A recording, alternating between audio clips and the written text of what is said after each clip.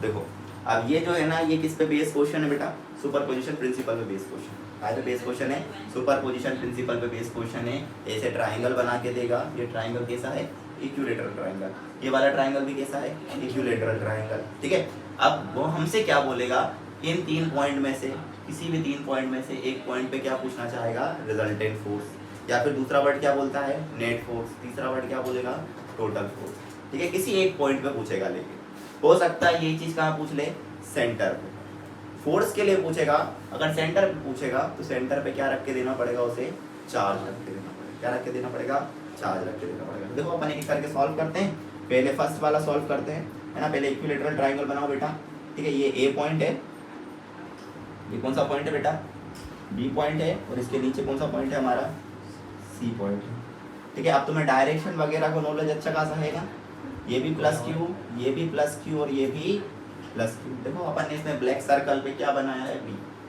तो बी पे हमें क्या फाइंड करना है?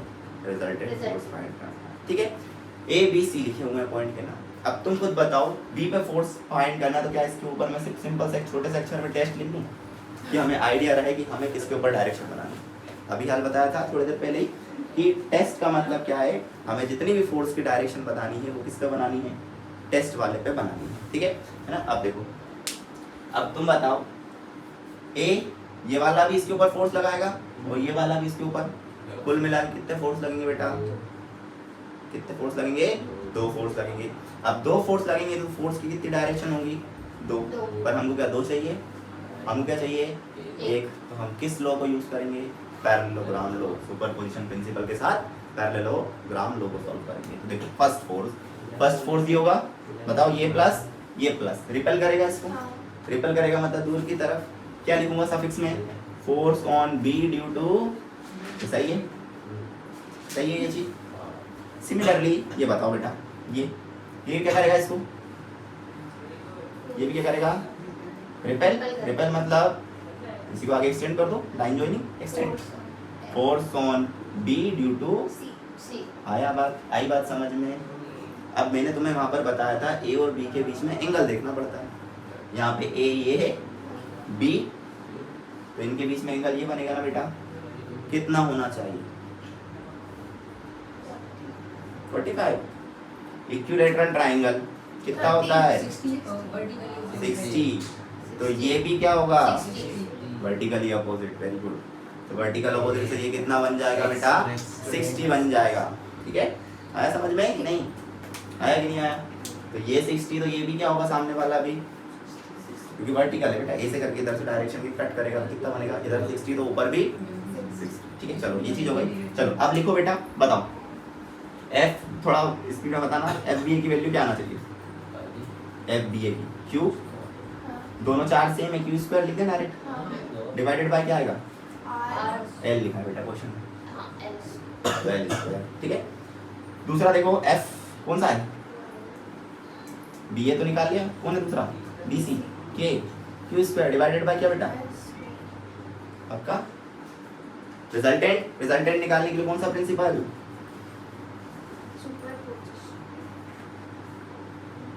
रिजल्टेंट निकालने के लिए कौन सा प्रिंसिपल बेटा? Superposition principle.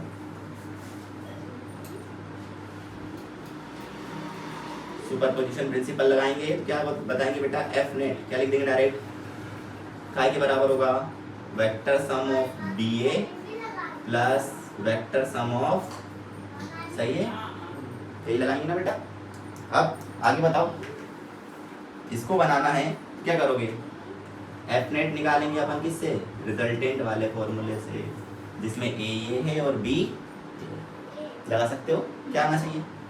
F B A का square plus F B C का square plus F A, sorry B A ना, B A F B C cos, सही है, कॉस 60 आना चाहिए ना, सही है। अब इसको देखो, एफ नेट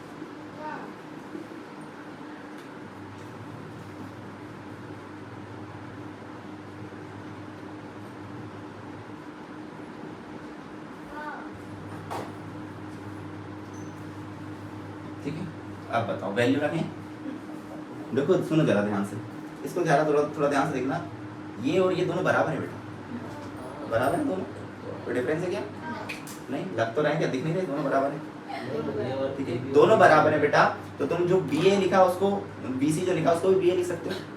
देखो मैं यहाँ पे लिख दे रहे हैं एफ बी ए का square plus F D A का स्क्वायर प्लस 2 टाइम्स, 2 बार एफ बी ए लिखेंगे तो क्या बेटा स्क्वायर बन जाएगा, और कॉस कितना कितना होता है,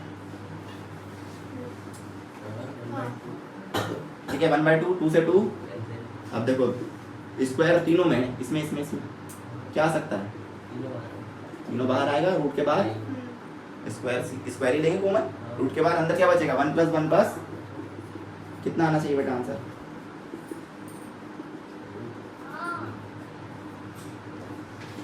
आया समझ में, कितना आएगा √3 of F B A.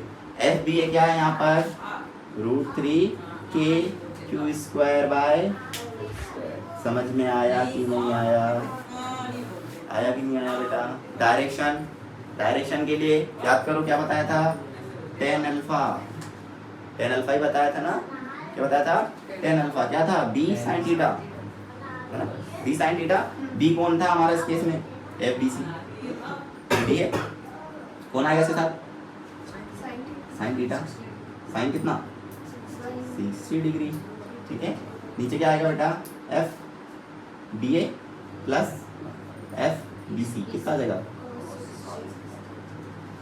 Values बताओ बस। देखो ये बराबर है दोनों, तो देखो इधर क्या आएगा बेटा F D C is equals, ये दोनों सेम हो सकते हैं ना, बराबर है ना, ये कॉमन ले लो, क्या बचेगा 1 प्लस cos 60 कितना होता है, तो यहाँ क्या आएगा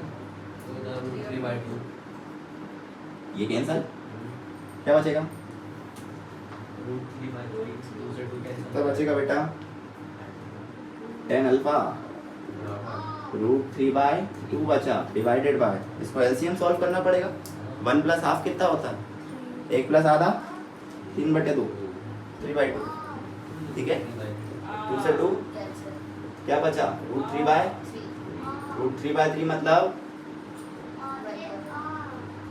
1/√3, 3 को लिख सकते हो ना √3 × √3, एक √3 से एक √3 कैंसिल, एक √3 से एक √3 कैंसिल, तो ये बचेगा बेटा tan अल्फा कितना आ जाएगा बेटा, कहाँ पर होता है बताओ, कहाँ पर आता है ये 30 डिग्री, तो alpha will be equal to कितना आ जाएगा, मतलब इसका जो रिजल्टेंट आना था यहाँ पर, जैसे 60 में नीचे लिख रहा हूँ, जो ये रिजल्टेंट आना था वो ए के साथ कितने का एंगल बनाएगा बेटा, तो बी के साथ भी कितने का बनाएगा, समझ में आया या नहीं आया,